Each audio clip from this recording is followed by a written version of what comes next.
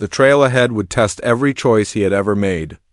And the peaceful morning that began with tired footsteps was now marching straight toward a moment that could change all their lives before the sun set again. They rode out just after sunrise, leaving the small ranch behind with only a thin curl of chimney smoke marking where the night's shelter had been. The valley opened wide in front of them, yellow grass catching light like waves rolling toward distant mountains. The rancher led the way, choosing routes that dipped through shallow canyons and skirted dry washes, paths where tracks would fade quickly in the wind. The Apache warriors followed in a long, silent line, their horses steady, their movements precise. The chief kept close to his daughters, glancing back now and then as if still making sure they had not vanished again. The rancher felt caught between worlds, guiding people he never expected to walk beside. Not out of obligation, but because something inside him refused to let fear steer his life anymore. Mid-morning brought trouble. The three riders reappeared on a ridge behind them, joined now by a handful of fresh horses. They did not attack, only trailed in the distance, waiting like vultures, circling near enough to watch, but far enough to avoid the warriors. The rancher did not speak on it. Neither did the chief. Their silence was mutual understanding. If conflict came, it would not start by accident. The land itself seemed to hold its breath, knowing danger still hovered nearby. By midday, the group reached a narrow ravine where steep cliffs shielded them from view. The rancher slowed and turned in his saddle, telling the chief this path would carry them east for hours without being seen from above. The chief nodded, signaling his riders to fan out and set scouts on ridge edges. They moved with discipline. Not like a band fleeing trouble, but like people who had traveled long roads before and carried history on their backs. The women rode near the rancher now that the danger of open plains had passed. They asked him why he lived alone, why he had chosen a ranch so far from town. He hesitated, not because the truth was hard, but because he had not spoken it aloud in years. He told them he once had a family on land much bigger than his cabin, but people fighting over borders had burned it down. He had carried guilt for never stopping it and for walking away afterward. The younger woman listened quietly, then told him nobody can stop all fires, but a man earns his worth by trying to prevent the next one. Her words were soft, but they settled into him deeper than he expected. As the hours passed, the ridge behind them stayed quiet. The riders did not charge. They did not disappear either. They simply followed from far enough away to wait for the right moment. The rancher's shoulders stayed tense, but something had shifted. He no longer felt like prey trapped between forces. He felt like someone who finally chose a direction instead of drifting. Late afternoon brought them to the edge of the high country. Beyond the next ridge lay forested hills that led to the rendezvous point where the rest of the tribe waited. The rancher explained the final stretch clearly, pointing out breaks in the ridgeline and the best passages through the trees. The chief listened, then placed a hand on the rancher's shoulder, a gesture full of gratitude and weight. He said his people could travel the rest alone from here. The warriors began to reorganize, preparing to continue east through thicker terrain. The rancher felt both relief and sadness settle at once. He had grown attached to their presence, to the sound of hooves beside his own, to knowing he was part of something beyond his porch steps. The chief's daughters noticed his quiet expression. One handed him back the blanket he had given them, but the chief shook his head and told her to keep it. He said it had already chosen a new story. As they prepared to part ways, the distant riders finally made their move. Dust rose again on the ridge behind them, and more silhouettes appeared than before. Not just the three, maybe a dozen, maybe more. The rancher braced himself, expecting an attack, but the riders slowed when they saw the warriors spread across the ridge above their position. The chief raised his spear, not in threat but in final warning. The riders scanned the canyon, counted numbers, and realized there was no victory worth dying for. After a long, tense standoff, they turned their horses west and vanished into the spreading glare of afternoon sun. The rancher let out a full breath, one he didn't realize he had been holding for hours. The women watched the riders disappear until nothing moved but wind and grass. The chief turned to him and told him that the kindness he offered had been felt far beyond the cabin walls. He said not all battles are fought with weapons, and not all victories are written in blood. The rancher nodded, understanding the truth of it more deeply than he wanted to admit. The warriors began moving again in long, steady lines. The chief's daughters looked back one last time. One thanked him in English. The other simply pressed her hand over her heart, an unspoken gratitude carried without words. The rancher lifted his hand in return, a quiet farewell to people he might never cross paths with again, yet who had changed his life more than most neighbors he ever knew. He watched them disappear between the trees, colors of beads and feathers fading into shadows. Their hoofbeats softened until the land swallowed the sound completely.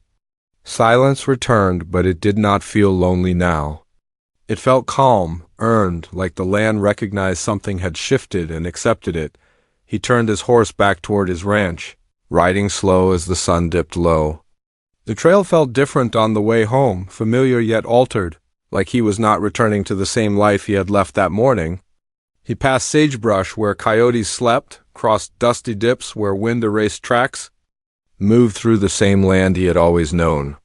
But now he understood he was not the only one who walked it with care. By the time he reached his property, dusk was falling. The cabin sat quiet, waiting. He unsaddled his horse, smoothed the dog's fur, and stepped inside. The bed still showed the faint impression of the women sleeping there just a day before. The blanket he gave them was gone, but he didn't miss it. The empty space felt like part of a story that needed to keep moving rather than stay folded on a shelf. When he banked the fire that night, the old loneliness didn't sit as heavy on his shoulders. The world outside felt bigger, not in a way that threatened him, but in a way that invited him. He realized he didn't have to hide from history or from people just because the past had burned down one part of his life. He had found a new chapter without searching for it. As he lay down to rest, the wind pressed softly against the walls, not with warnings, but like a promise carried from far across the valley. He closed his eyes knowing he had done something right. Something that would follow him long after the hoofbeats faded. In the heart of the frontier, where strangers often became enemies, a simple act of offering his bed had turned into a bridge between divided worlds. And though the land was still wild and uncertain, he finally felt like he belonged in it, not as a man hiding from the past, but as someone steady enough to face whatever rode out of the night next. The fire dimmed, sparks drifting up the chimney, and the ranch settled into quiet under the rising moon. The story that began with two exhausted figures at his gate ended not with war, but with a road chosen in courage and kindness, and the land, wide and endless, carried the memory forward into another dawn. They were deciding something among themselves without speaking. The middle rider finally lowered his voice and asked the chief what his people wanted. It sounded like diplomacy, but the rancher heard calculation behind it. The chief answered simply that they needed safe passage east to join another group waiting beyond the mountains. The journey had been interrupted when they were forced to scatter days earlier. The riders looked at each other again. Safe passage meant crossing land settlers had claimed. Safe passage meant witnesses. Safe passage meant some people in town might think the rancher helped guide them. And if the rancher helped them cross, he would be accused of aiding movement the government had not approved. The air tightened as everyone realized that the simple act of letting the women rest in his bed had now pulled him into a political snarl far bigger than survival. The rancher drew in a breath and said slowly that he knew trails nobody else used. Washouts, dry creek beds, narrow passes behind rock formations where riders could move fast and unseen. The words left his mouth before he fully processed them. The chief turned, studying him with new attention. The daughters looked at him like he was offering not just protection, but trust. The riders, however, reacted instantly. If he guided the tribe, their bounty and trail information would lose value. They would return empty-handed and, worse, look like fools. The youngest of the three riders snapped. He leaned forward in the saddle and shouted that the rancher must have planned this, that he was already working with the Apache, that no man would risk his land and life unless he had something to gain. His horse stepped closer, hooves gouging the earth. The rancher backed up a step, hand inching toward the rifle propped by the cabin door. The Apache warriors bristled, dozens shifting into a tighter formation. The chief lifted his hand and the entire war party froze. Even their horses stilled. The chief then turned to the women, asking softly if the rancher had harmed them or tried to gain anything by offering shelter. They shook their heads firmly, speaking fast in their language, defending him without hesitation. One of them stepped forward and faced the riders directly. She said they would have died in the cold if not for his kindness, and no man deserved to be punished for saving lives. The rancher felt the words hit him unexpectedly. He had not realized how close they had been to dying that night. He had seen exhaustion, yes, but not the edge between survival and collapse. He swallowed hard, a strange mix of humility and responsibility filling him. The middle rider exhaled, then changed tactics. He said he understood people did desperate things in hard times, and maybe the rancher thought he was doing good, but helping the Apache move unseen could draw soldiers. Soldiers would not ask who the villain was. They would see the rancher's land as a staging ground and possibly burn it to keep it from being used again. He said it in a tone that sounded almost like advice, but the rancher knew a warning when he heard one. The chief's eyes narrowed. He told the rider that if soldiers came, they would find warriors waiting. The tone of the land shifted again. The air grew heavy, like two storms rolling toward each other from opposite ends of a valley. The rancher felt trapped between a future of violence and a present that refused to back down. A hawk sliced low across the sky, its shadow racing across the dusty ground. The rancher's dog growled softly.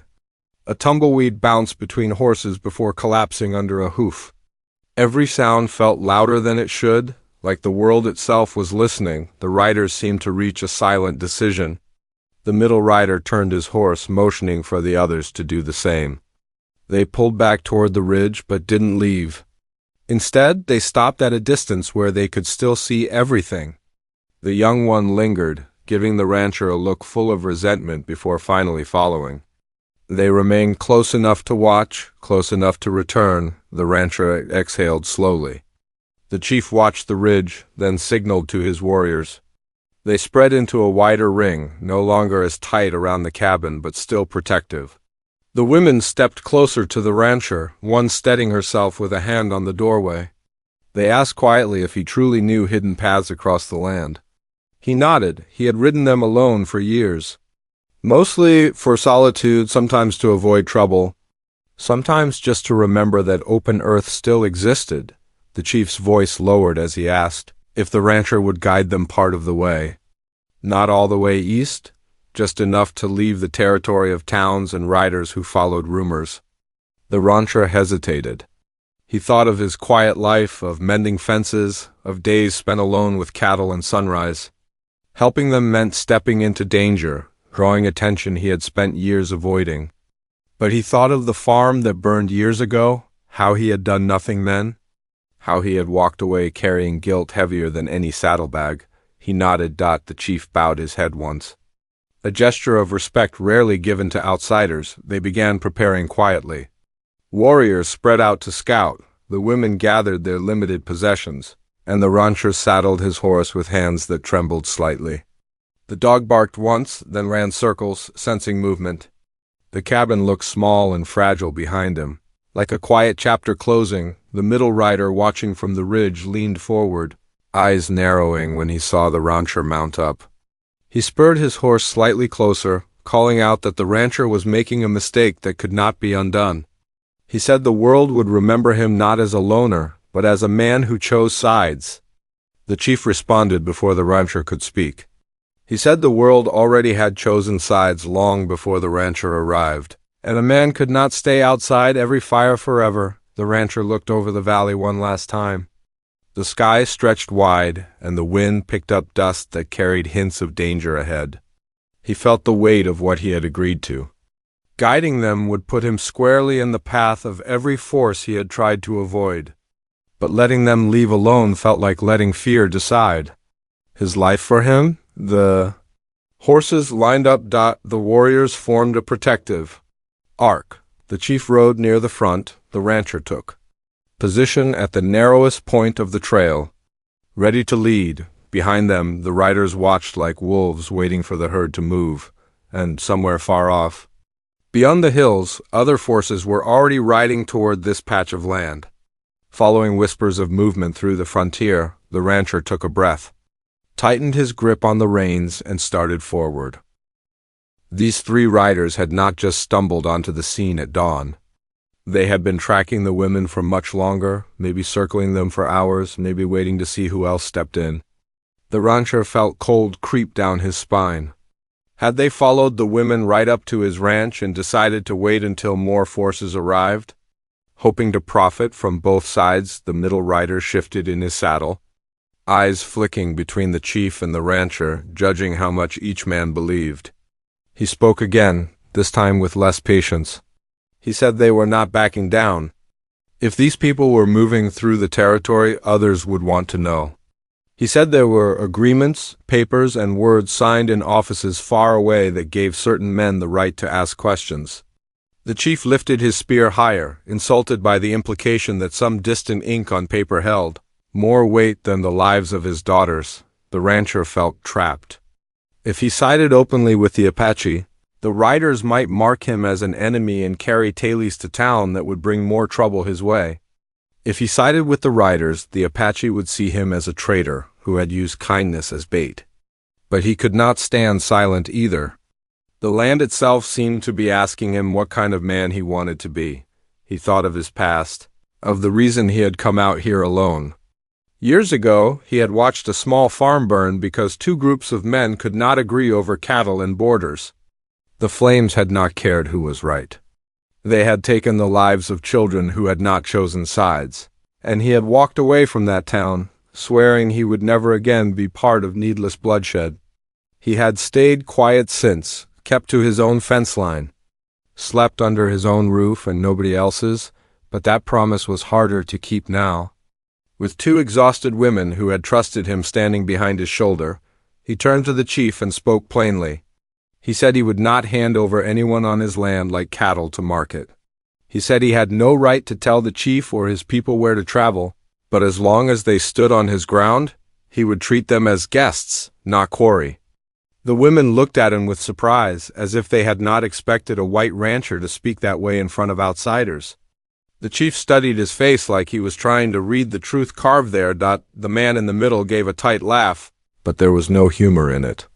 He said the rancher had just tangled himself in something he did not understand. He nodded toward the valley beyond, saying there were more men like him out there, and some wore badges, some wore uniforms, and some wore nothing but greed. He said nobody on this land stayed untouched forever. The frontier did not respect fences as much as men liked to believe. One of the other riders leaned closer and whispered something in his ear. The middle rider's eyes narrowed, settling on the rancher's cabin. His gaze took in the simple walls, the small outbuilding, the corral. He seemed to be weighing whether there was more here than met the eye. Maybe he thought the rancher had supplies worth taking. Maybe he believed the chief carried something valuable, like rifles or trade goods, and he could force a deal. The rancher's hand itched to reach for his rifle, but he kept still. The worst thing he could do now was light the fuse. The chief spoke again, his voice lower but still steady. He told the riders they had a choice. They could turn around and ride back the way they came, telling no tales and leaving this ground peaceful. Or they could press ahead and risk being remembered not as hunters, but as the ones who sparked something that would not end with the sun. The warriors behind him shifted, the sound of leather and hooves filling the space.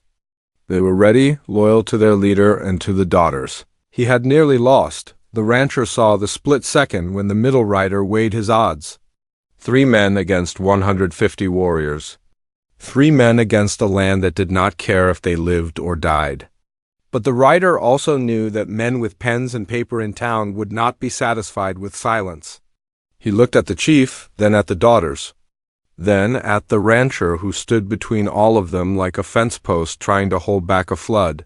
A restless wind picked up, tugging at coats and feathers alike, dragging the scent of dust and distance through the air. A hawk drifted overhead, circling as if waiting to see which bodies might fall.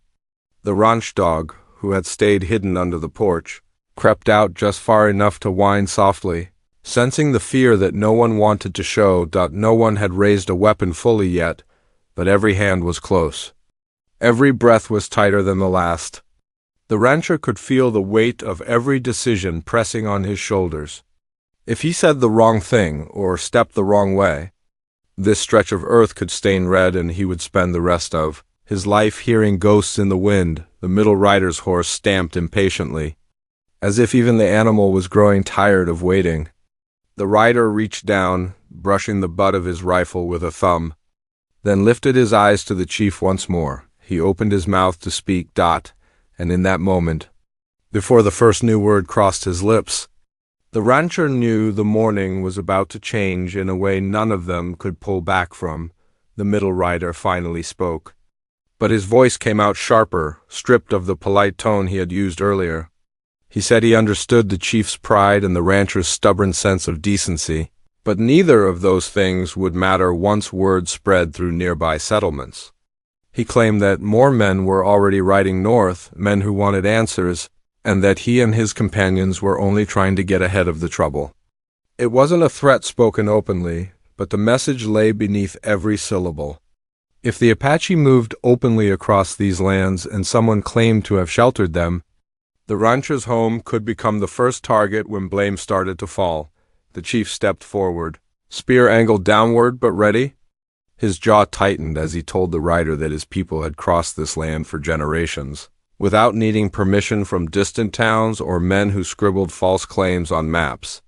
His voice gained strength, no longer quiet and cautious, but solid like stone. He did not promise peace, nor did he threaten war. He simply stated that his daughters would not be treated as bargaining pieces or paid information. The rancher stood between both sides, feeling the weight of the moment pressing down. He could sense that something was changing in the chief. Gratitude had become resolve. The chief was no longer a father looking for missing daughters. He was a leader preparing to defend their dignity. The rancher understood that if things turned violent here, it would no longer be about a simple chase. It would become a spark that spread far beyond his fence line. The three riders exchanged glances, and the rancher caught it. And the sun rose just enough to show that there were not 50 riders, nor 80, but closer to 100. And 50 surrounding his home. What happened next would decide whether the ranch became a place of peace or a battlefield. Before the day even reached noon, the chief did not rush forward, nor did the rancher lift his rifle. They stood like two men forced together by fate rather than choice, bound by a winter night and the lives of the sleeping women inside. The horses breathed clouds into the cold morning air, and the warriors around them remained silent, watching the ranch with dark eyes that held questions, anger, and fear tangled together. The rancher raised his hands slowly, palms open, trying to show he was not holding any weapon. He knew sudden moves could spark something neither side truly wanted. He felt outnumbered beyond reasoning, yet he also understood that panic would not help him survive if things went wrong. Before either man spoke, one of the women inside stirred at the sound of hooves. She pushed herself up weakly, blinking as morning light filtered through the cracks in the door. Her eyes widened when she caught the faint silhouettes outside. She woke her sister with a firm shake, urgency replacing exhaustion. They whispered to each other in their language, glancing at the door. The rancher could hear the shift in their tone, from fear to something that felt like relief mixed with dread. Whatever had driven them through the night, it had not been wandering. They were trying to reach someone. They just had not expected to stop here. The chief finally spoke, his voice deep and calm, though his words carried warning.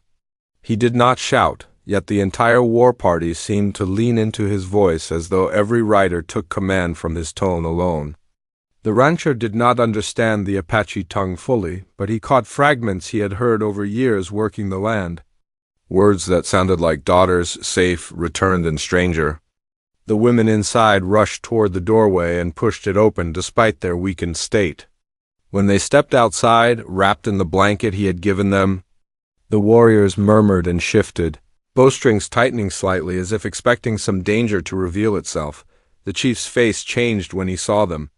The stern expression cracked just a little, pain loosening into relief. He dismounted slowly, the spear still in his grip, but lowered as he walked toward them.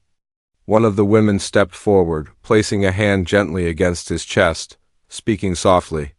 The rancher watched the exchange, understanding nothing of the words yet, understanding everything in the way their shoulders relaxed and tears gathered at the corners of tired eyes. They had been found. Their family had moved mountains to reach them. The rancher felt something in his chest ease, but only slightly. He had returned someone's daughters, yet that did not guarantee the family would see him as a friend. The chief turned his gaze back to the rancher, studying him.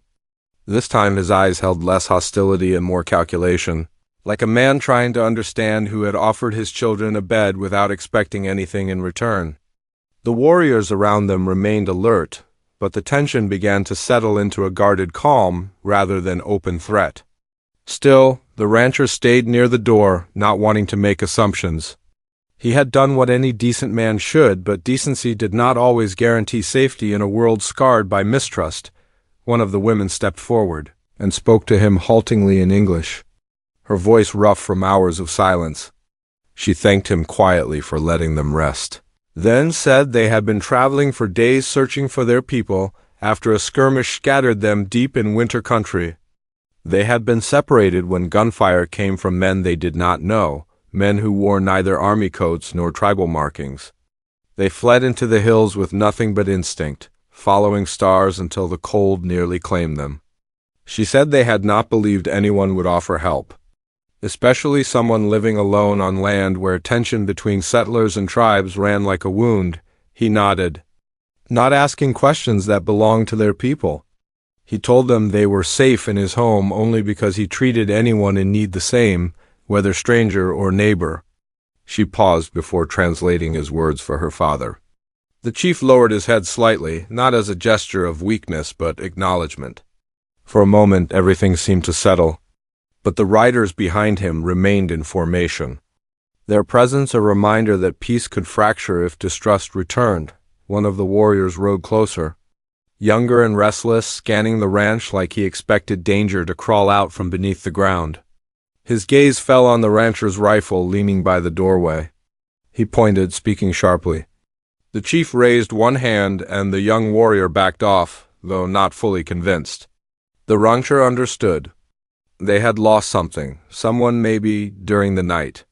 When people carry loss, even safety feels like threat. He stepped forward slightly, ready to speak when the distant sound of hooves echoed from the opposite ridge. Everyone froze again. This time the horses were fewer, but the dust cloud they made drifted like trouble approaching with purpose. The chief lifted his spear, signaling his riders. The rancher tensed, unsure if these new arrivals were friends or another enemy following the women's trail. The chief turned to his daughters, who shook their heads, clearly unaware of who might be coming. The warriors shifted into a defensive arch, bows rising and spears angled. The rancher's heart pounded. If the new riders belonged to people who had harmed the women earlier, this land could turn into chaos before midday. If they were settlers or cavalry patrols passing through, they might misread the sight of 150 Apache positioned around a lone ranchman and think the rancher had been taken hostage. And if they were bounty riders or mercenaries looking for trouble, then trouble had just found a stage large enough to burn half the valley. The chief motioned for silence. The riders slowed as they neared, stopping at a safe distance when they saw the overwhelming number of warriors. The dust settled enough to show 3 horses, each carrying men dressed in worn coats and carrying long rifles. They did not wear uniforms. Their hats were low, their faces shadowed, and their expressions unreadable. The middle rider raised one hand in greeting, not in surrender. The rancher recognized him faintly from a trading outpost months ago. Someone who traveled between towns selling furs and questionable rumors. The chief raised his voice toward them, demanding to know why they followed this trail. The men paused, glancing at each other. The rancher watched their posture, the way they stayed mounted, not dismounting to show peace. The man in front finally responded, saying they were tracking signs of movement, believing it might lead to something valuable. He said it like someone testing reactions rather than speaking the truth. The women behind the rancher stiffened, their eyes narrowing at the sound of his voice. The rancher stepped forward, standing between the chief's riders and the newcomers. Not to defend one side, but because he did not want his ranch to be the spark of another fight. He could feel both forces measuring each other, weighing whether to retreat or strike. The land went silent again, as though every rock, blade of grass, and coyote paused to witness what would happen next. The chief's grip tightened on his spear. The newcomers rested hands near their rifles. The warriors circled slightly, preparing to flank. The women stood behind the rancher, clutching the blanket he had given them. As if the simple act of kindness was the only solid piece of ground in a world filled with shifting danger, the sun climbed higher, and the valley held its breath once more. No one knew who would speak first. No one knew which side would force the next move, and the rancher, caught between two worlds not fully his own, realized that offering his bed to two exhausted strangers might draw him into a conflict far bigger than anything he had ever faced on the frontier. The man in the middle finally broke the silence. His horse shifted under him as he lifted his chin toward the rancher instead of the chief, as if he thought the lone settler might be easier to handle than 150 Apache. He called out in a casual tone that did not match the tension in the air, saying he remembered the rancher from the outpost, remembered him trading for salt and beans, remembered he kept to himself. He said they meant no harm, just followed sign because they thought it might lead to game or wild horses. His words were smooth, but the rancher heard the heaviness under them. Lies had their own weight. The chief said something low to his daughters, then addressed the riders in English. His accent was thick, but his meaning was clear. He told them the women were his blood, his responsibility, and that they were no prize to be followed like cattle. He asked why these men had tracked the trail of two exhausted women through the night if they were only looking for game. The middle rider hesitated a fraction too long before answering. He said they had heard talk in town of a bounty, something about trouble along the old trail, about someone paying for news of Apache movement. He tried to laugh it off, to pretend it was nothing serious. But the rancher saw how his fingers brushed the stock of his rifle. The word bounty scraped across the cold air and settled like a stone in the rancher's stomach. He had heard rumors too. Men in back corners of saloons trading stories about money for information, money for guiding soldiers or hunters through canyons where they did not belong. It was the kind of talk that turned neighbor against neighbor and stranger against anyone who looked different. He had walked away from those conversations every time. He wanted no part in it. But now that ugly word stood between two forces on his land, stirring up old fear, one of the women stepped closer to their father and said something sharply. Her eyes never left the middle rider. The rancher watched her expression tighten, like she recognized him. Maybe not the man himself, but the type? The kind who followed trails in the dark and waited until people were too worn down to fight. The chief's jaw hardened. He lifted his spear a little higher, not to strike yet, but as a warning that patience had limits. The rancher realized the land he had chosen for its quiet had become a crossroads of every tension, burning through the frontier. On one side, Apache warriors who had every reason to distrust the people who pushed them from their own ground. On the other, hard men drawn by talk of money and power who treated movement of families as something to sell. And in the middle, a solitary rancher who had only offered his bed and blanket, never imagining it would drag him into the path of violence. He took a breath and spoke up, his voice rough with dust and nerves. He told the three riders that the women had come to his cabin broken with cold and hunger. He said he had given them water, food, and a place to sleep, nothing more. He said they were leaving now with their people and there was no claim left for anyone to make. The man in the middle smiled thinly, like he was humoring a child. He said he admired the rancher's kindness, but that there were things bigger than one man's feelings. That some folks in town would pay for answers and would ask questions if his group went back empty-handed. The chief understood enough of that speech to darken. He turned to the rancher suddenly. His voice was quiet but edged, asking him if he had told anyone about the women, if he had sent for help or trade using their presence.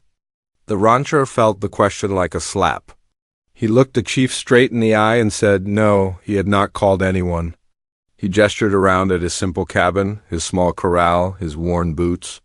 He said he lived alone for a reason. He wanted no part in anyone's war and had never sold. Information on another man's family, the older of the daughters touched her father's arm, murmuring something. She spoke of the night before, of how he had brought them inside without asking anything in return, how he had given up his own bed to keep them warm. She showed him the worn blanket wrapped around them, proof of care, not harm. The chief listened, his eyes moving between his daughters and the rancher. Trust did not come easy, but he had lived long enough to know that sometimes people's actions spoke louder than their skin or their language still. There was the matter of the riders. One of the younger warriors on the outer edge of the war party rode in closer and spoke quickly to the chief. The rancher could not catch the words, but he saw the warrior point to the ground, tracing tracks in the dust with the end of his spear. He was explaining something about the trail, about where the riders had been during the night. The chief's face turned grim. The daughters paled. A quiet wave passed through the line of Apache warriors, the kind that came when someone recognized a pattern they had feared all along, whatever the young warrior had seen. It told them one thing. The wind rolled across the high desert like a tired whistle, carrying dust, cold, and secrets from far-off canyons. The land looked empty to anyone passing through, but the man tending his small ranch knew better. Nothing out here was ever truly empty.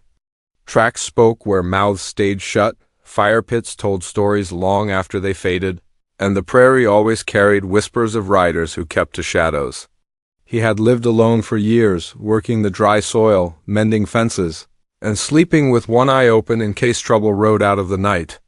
Folks in town called him quiet, maybe strange, but he had simply learned that silence was safer than talk. Out here, you survived by acting before thinking too long. That night the sky was a heavy blanket without a single friendly star. Clouds hid the moon and even his horse grew restless. He had just banked the fire when he heard the soft sound of movement near the corral. Not a horse.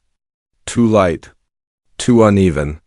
He slipped his hand around the old rifle, not lifting it, just steadying his nerves.